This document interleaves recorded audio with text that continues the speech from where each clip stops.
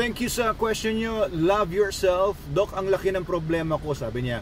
Di ko po mapabakunahan si Barney. Aggressive, di mabusalan.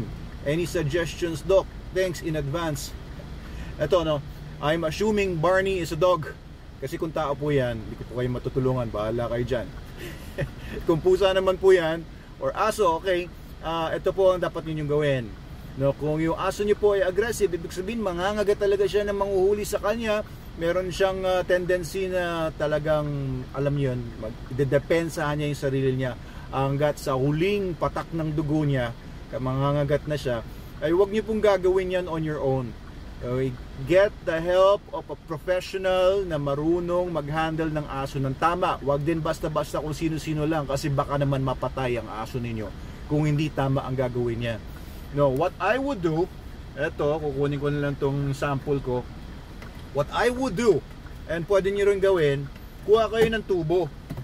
No, yung mga PVC pipes na mahaba, o kaya yung mga bakal na tubo na mahaba. For example, ito. Tapos, kukuha po kayo ng nylon na lubid. No? Just, ito yung very simple dog catcher na tool na pwede nyo gamitin. Mahabang lubid, no? Ito, sa charger ko lang to, pero kunyari mahaba itong nylon. So, yung tubo, di ba, butas yun. Hanggang sa kabilang dulo, butas yun. Ilulusot nyo itong bilog na ito, papasok. Ilulusot nyo yung lahat, pag ganon. Hanggang makaabot siya doon sa dulo, di ba? Huwag nyong hayaan na maubusan kayo ng tali dito sa kabilang dulo. So, ngayon, pag lumitaw na po yung kabilang dulo, di ba, nakaganyan yan, nakalitaw. Ayan na, meron na kayong dog catcher pole na make do. Etong dog catcher pole mo, lalakyan mo ngayon yung lubid na ganito.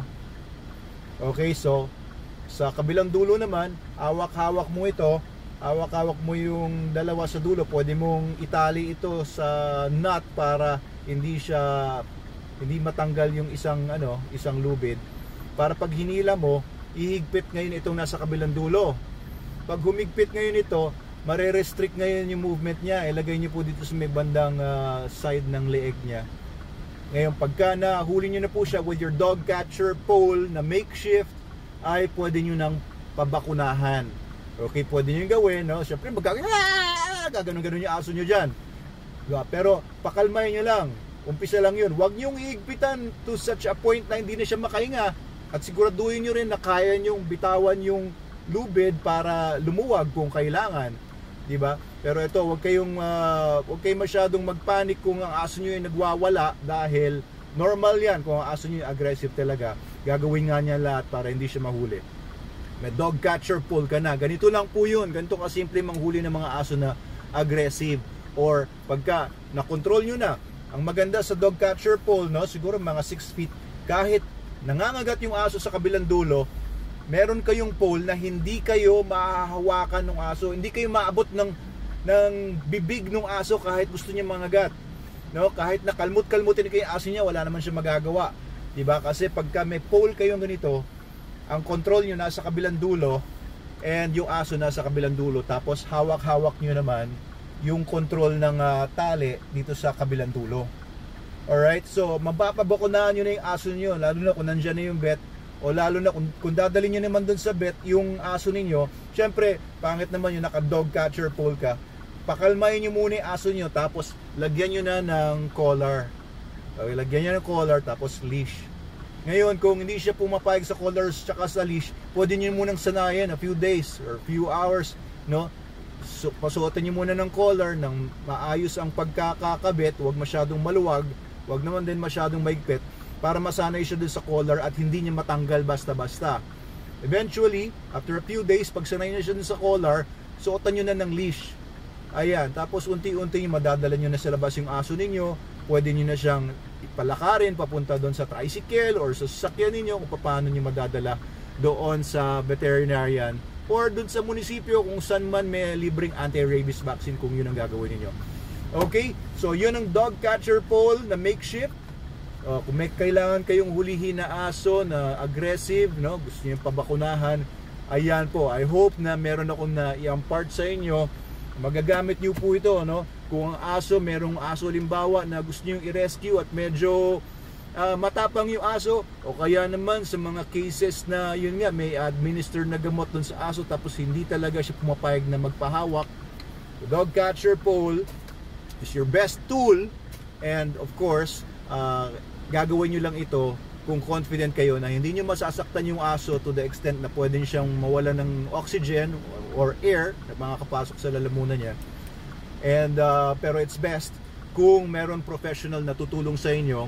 Pwede namin kayo tulungan kung kailangan niyo po ng tulong ng mga trainers namin.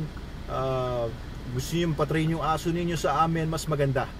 Sa Manalo K9, we offer basic obedience with behavior modification para po yung mga aso ninyo hindi ganyan na makokontrol yung aso niyo. Kasi pag may aso ka tapos ganyan, ang hirap i-control. Ako, sakit sa ulo yan. Pero pag kami basic obedience man lang, ang aso ninyo, 25,000 po sa amin, full course na yon, all in. Magiging, alam niyo yun, maganda ang buhay ninyo with your dog, and your dog will be very happy kasi masaya kayo sa kanya. Meron din tayong crash course for basic obedience na 2 weeks lang, and it's only gonna cost you 13,500 for the course. At kung ano yung matututunan ng aso niyo in 2 weeks, ikakarga natin sa aso niyo. Yung mga ganyan mga behavior problems, pwede nang ma-resolve doon sa crash course natin na 13,500. But I suggest, kahit yung 25,000, it's a really good investment, no? Matutunan ng aso niyo lahat ng mga commands ng basic obedience and lahat ng mga problema niya, concerns niyo sa kanya tungkol sa behavior, sa maling mga gawain niya, ay ma-address na po kagad. Thank you po ulit. Love yourself and love your dog. Sa inyong tanong, of course, if you love your dog, you're also gonna love yourself kasi he's going to be a pleasure to live with.